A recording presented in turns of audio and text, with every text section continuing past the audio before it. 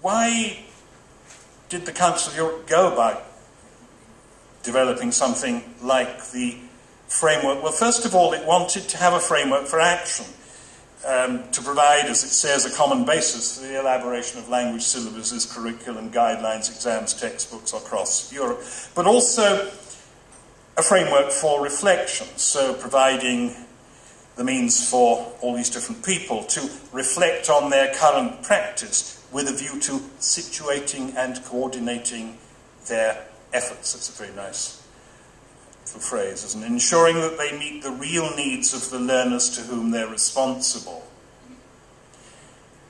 Ensuring that they meet the real needs of the learners to whom they're responsible. It's worth hanging on to, that learner-centered bit. The point about this is that the action, as I've already more or less said, has largely been taken by the international language testing agencies and to some degree by the private sector language teaching organizations. The reflection hasn't been wonderfully well developed because in order to engage in the kind of reflection that that sentence appears to envisage, you've got first, I think, to commit yourself to some of the action. Because it's only by trying to do things with this very complex tool that you discover its strengths, but also some of its weaknesses. The Council of Europe's work on language education has always aimed, and this is a quotation from John Trim going all the way back to 1978, make the process of language learning more democratic by providing the conceptual tools for the planning, construction and conduct of courses closely geared to the needs, motivations and characteristics of the learner, and enabling him, in 1978 everybody was still masculine, so far as possible to steer and control his own progress.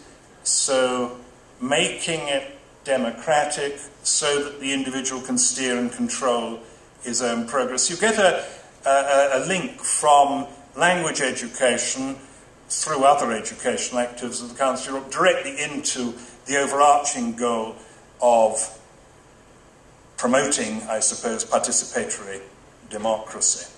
And it's no accident that, as I've already said, the Council of Europe was the first to introduce the concept of learner autonomy to the world of foreign language learning. Though some of us, of course, have developed an understanding of that goes in a rather different direction.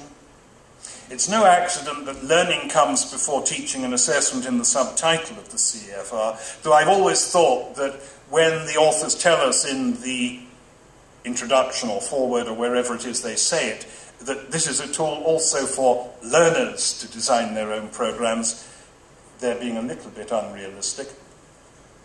And then, of course, the European Language Portfolio, which was developed as a means of mediating the CEFR's ethos to language learners.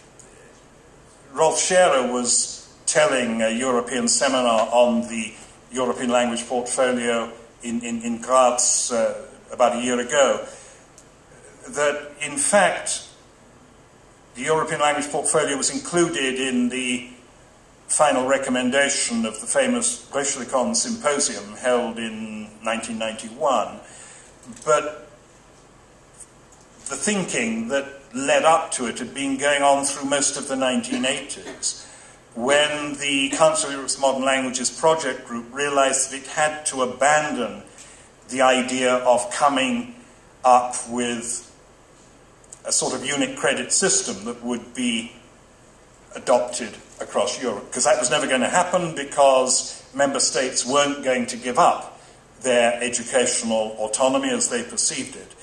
So the thinking was, maybe we can achieve these goals by going direct to the learner.